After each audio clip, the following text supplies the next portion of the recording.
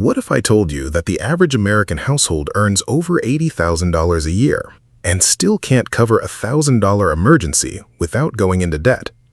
That's not a hypothetical. That's a Federal Reserve statistic from right now. And here's the part that should stop you cold. It's not because people aren't working hard enough. Most people are working extremely hard. The real problem is that nobody ever taught us the rules.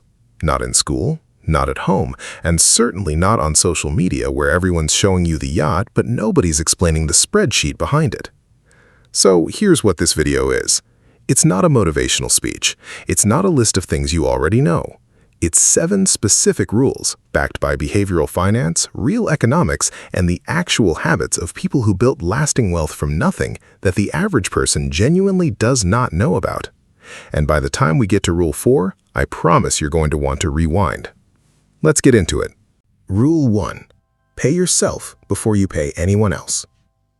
Here's a question most people never ask themselves honestly. When your paycheck hits your account, who gets paid first? Most people, if they're honest, will say rent, car payment, subscriptions, groceries, and then, if anything's left, they'll think about saving. And that's exactly why most people stay stuck. The wealthy don't do it that way. They flip the sequence entirely. They pay themselves first, meaning they move money into investments and savings the moment income arrives before they spend a single dollar on anything else. Behavioral economists call this paying yourself first, but there's a deeper psychological reason it works. It removes the decision entirely. Think about your friend David. He earned $72,000 a year in Charlotte, North Carolina. He tells himself every month he'll save whatever's left over. For 3 years, he saves almost nothing because there's never anything left over. Then he sets up a $400 automatic transfer to his Roth IRA on the same day as payday. He doesn't see the money, he doesn't miss the money. And over 10 years, with a modest 8% annual return in a diversified index fund, that single habit turns into over $70,000 without ever thinking about it again. That's not discipline, that's design. Wealthy people don't rely on willpower. They build systems that make the right behavior automatic. If your employer offers a 401k match and you're not hitting it, you're leaving free money on the table. Literally a 50 to 100% instant return on your contribution. That's the first move. Automate it. Start with whatever percentage you can, even 3%, and increase it by 1% every time you get a raise.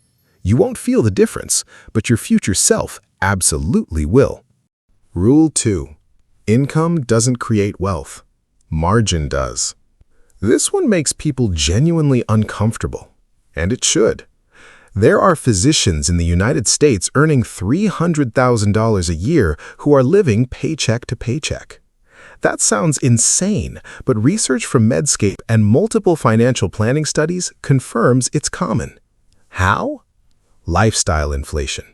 As income goes up, spending goes up to match it or exceed it. Bigger house, nicer car, private school, country club, 2 vacations, and suddenly $300,000 disappears as fast as $50,000 used to.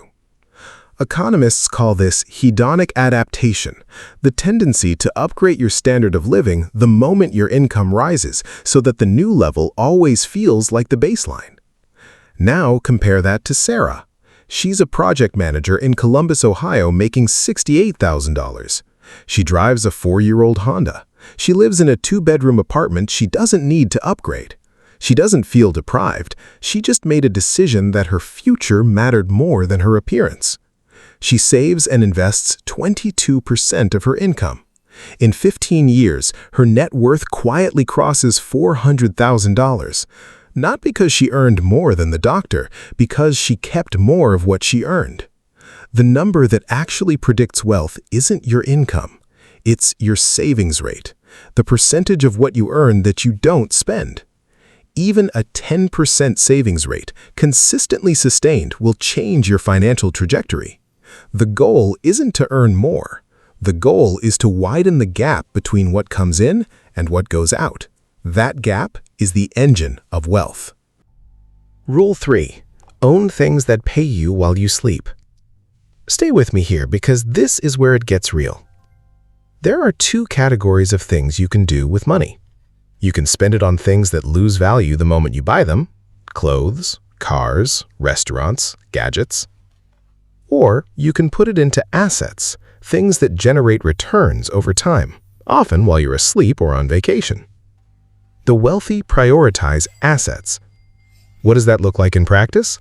Index funds, specifically low-cost total market funds that track the S&P 500, have returned roughly 10% annually on average over the last century, before inflation. That's not a guarantee, but it's a powerful historical baseline. $500 a month invested at that average rate over 30 years becomes approximately $1.1 million. Not because you were brilliant, because you were consistent. Beyond index funds, we're talking about real estate, either owning property outright or investing through REITs, which let regular people own a slice of commercial real estate with very little capital. We're talking about dividend-paying stocks that put actual cash in your pocket every quarter. And for people building businesses, we're talking about systems that generate revenue whether you're working or not.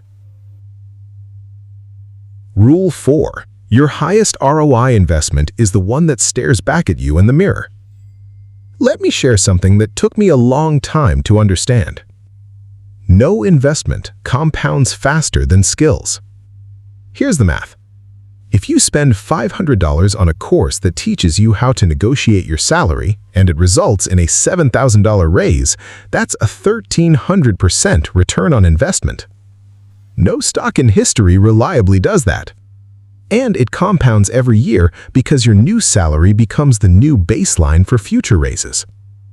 The skills that generate the highest financial return right now in the North American job market are not the ones most people are focusing on. Their negotiation, the ability to make a compelling case for your own value, which research from Carnegie Mellon shows can result in $500,000 to $1 million more in lifetime earnings compared to people who never negotiate. Their communication, the ability to speak and write persuasively, which is the foundation of leadership. Their sales, which translates directly to revenue in any career, whether you have the word sales in your title or not. And, increasingly, AI literacy, the ability to use tools like large language models to multiply your output. The people who learn to use AI effectively right now are going to be dramatically more productive than those who don't, and the job market will reflect that within the next 5 years. None of these require a second degree.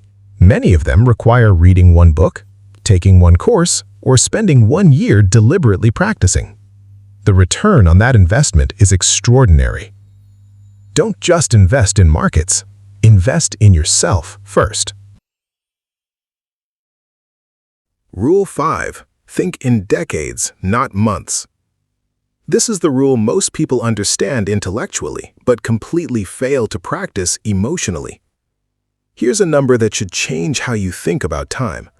If a 25-year-old invests $200 a month into an index fund until age 65, at a historical average of 8% annually, they end up with approximately $700,000. If they wait until 35 to start, just 10 extra years of waiting, and invest the same $200 a month for 30 years instead of 40, they end up with roughly $300,000. Not because the market changed, because of compounding, the exponential growth of returns on returns on returns. Einstein reportedly called compound interest the eighth wonder of the world. Whether he actually said it or not, the math is undeniable. But here's what nobody tells you about compounding. It's emotionally brutal in a beginning. In the first 3 to 5 years of consistent investing, the growth feels invisible. It feels like the money is just sitting there. That's the phase where most people quit. They stop investing because they can't feel progress. And that's exactly when the people who stay consistent start separating themselves from everyone else. The wealthy think in timelines that most people find uncomfortable. They're making decisions today for outcomes that won't arrive until 2035, 2040, or later. And that long-term orientation is not a personality trait they were born with. It's a discipline they chose to practice. What decision are you making today that your 60-year-old self will thank you for? Rule 6. Every dollar needs a job. Let's talk about something that sounds boring, but is secretly one of the most powerful tools in personal finance: knowing where your money goes. Here's a painful truth. Most Americans have a vague idea of what they spend each month. They have a rough sense: groceries, rent, car, but they're almost always off by 20 to 40% when they actually track it, because small recurring expenses are invisible until you look. Studies from the Journal of Consumer Research show that unplanned, spontaneous purchases account for up to 50% of total consumer spending. Half of your spending might be decisions you don't remember making. This is why giving every dollar a job, intentional, zero-based budgeting, is so powerful. You're not restricting yourself, you're replacing unconscious spending with conscious choice. The question isn't, can I afford this? The question is, have I decided this is where this dollar should go?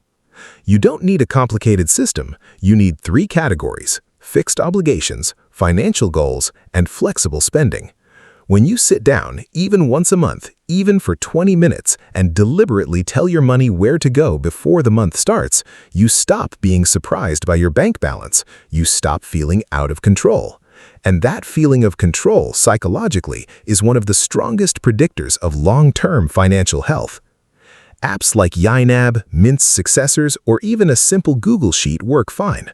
The tool matters less than the habit. Know your numbers. Rule 7. Build wealth that outlives you. This is where we go from financial planning to something deeper. Generational wealth in America is not a myth, but it's also not what most people picture. It's not always a trust fund or a mansion. It's often something quieter. A parent who taught their children how to negotiate, a family that talked openly about money at the dinner table, a grandparent who showed what it looked like to live below your means for 40 years and end up with genuine financial freedom. Research from Boston College's Center on Wealth and Philanthropy projects that over $68 trillion in assets will transfer between generations in the next 25 years. Most of it will go to people who were taught how to handle it, how to invest it, how to protect it, how not to blow it. The families who don't have those conversations, the wealth rarely survives more than one generation. You can start this right now regardless of your net worth. It starts with talking about money openly, not as a taboo, not as a source of shame, but as a skill to be learned and a tool to be respected. It means teaching your kids the difference between assets and liabilities before they're old enough to have a credit card. It means drafting a basic will and naming beneficiaries, things the majority of Americans still haven't done. It means asking not just, what will I leave behind financially, but what values, what habits, what philosophy am I modeling every single day? Because the most powerful thing you can leave your children is not a dollar amount. It's the financial identity they build by watching you. So, here's where I want to leave you, and this is the part that actually matters. We covered 7 rules: pay yourself first, protect your margin, build income-producing assets, invest in your own skills, think in decades, give every dollar a job, and build wealth that outlives you. But here's the honest question I want you to sit with. Which of these 7 are you already doing consistently, and which one, if you're being truly honest with yourself, needs the most work right now? Drop it in the comments, not because it makes the algorithm happy, but because naming it out loud is the first real step towards changing it. And when you see what other people are working on, it reminds you that nobody has this perfectly figured out. We're all building. That's what Alexander Finance is here for, to help regular people in this country make smarter, calmer, more confident financial decisions. Not with gimmicks, not with get-rich-quick fantasies, with the real fundamentals that actually move the needle over time. If that's something you want more of, subscribe. The next video is already going to challenge something you think you know about money. And remember this, your future net worth won't be decided by one lucky break. It'll be built by the decisions you repeat every single week. See you next time.